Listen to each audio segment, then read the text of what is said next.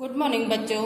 आज कक्षा 5 के विद्यार्थी अपनी पाठ्य पुस्तक का पाठ 3 पढ़ेंगे, अपनी वस्तु।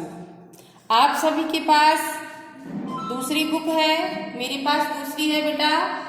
आपको पैराग्राफ के अकॉर्डिंग प्रश्न उत्तर दे रखे हैं, उसमें शब्दार्थ दे रखे हैं। मेरी बुक में ऐसा कुछ नहीं है, बट जो चैप्टर है, पाठ है, वो सारा ऐसे की ऐसा ही है। आप अपनी बुक में उंगली रखें और इसको पढ़ें। देखिए, एक महात्मा जी कहीं जा रहे थे। मार्ग में उन्होंने एक स्थान पर दो व्यक्तियों को ऊंची आवाज में बोलते सुना।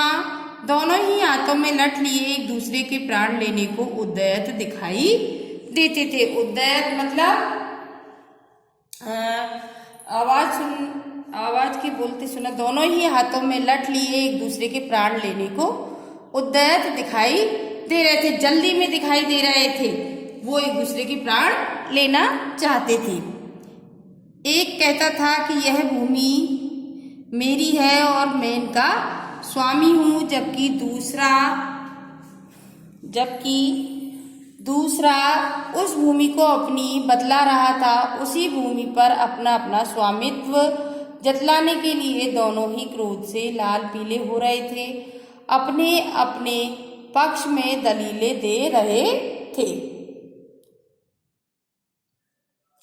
संत महात्मा तो स्वभाव से ही दयालु एवं परोपकारी होते हैं, सदैव सबका भला ही चाहते हैं। लड़ाई झगड़ा करके व्यर्थ ही अपने प्राण गंवाने पर तुले हुए हैं। अतएव इन्हें समझा बुझाकर शांत करने और इनका आपस में समझौता कराने का प्रयास करना चाहिए।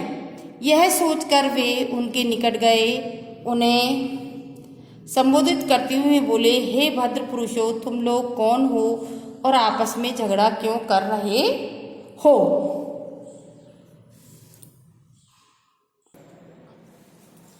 महात्मा जी को देखकर उनमें से एक व्यक्ति बोला, महात्मान, हम दोनों भाई हैं। हमारे पिता ने मरते समय अपनी संपत्ति का जो बंटवारा किया था, उसके अनुसार इस भूमि का मालिक मैं हूँ, फिर भी यह व्यर्थ ही झगड़ा कर रहा है।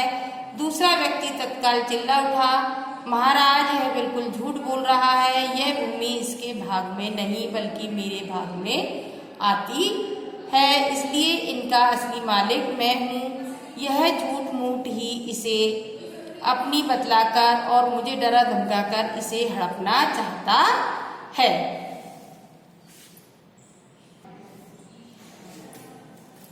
महात्मा जी ने स्वतंत्र स्वभाव से फरमाया, हम दोनों ही इस भूमि को अपना कहते हैं और अपने अपने पक्ष में दलीलें देते हैं। ऐसे तो इसका निर्णय कभी नहीं होगा, इसलिए यही रहेगा कि जिस भूमि के लिए तुम दोनों मारने पर उतारू हो, उससे यही बात पूछ लो कि उसका असली मालिक तुम दोनों में से कौन है।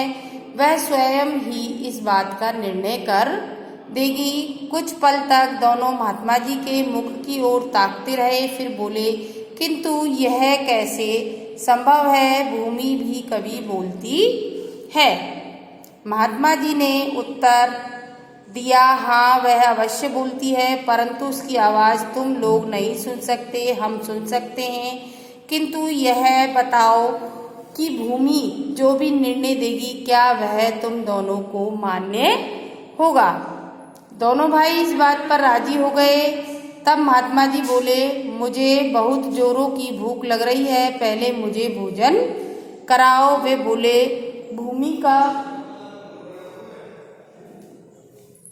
भूमि का निर्णय हो जाए, फिर आपको डटकर खाना खिलाएंगे। महात्मा जी ने कहा, भूमि का निर्णय तो हो ही जाएगा।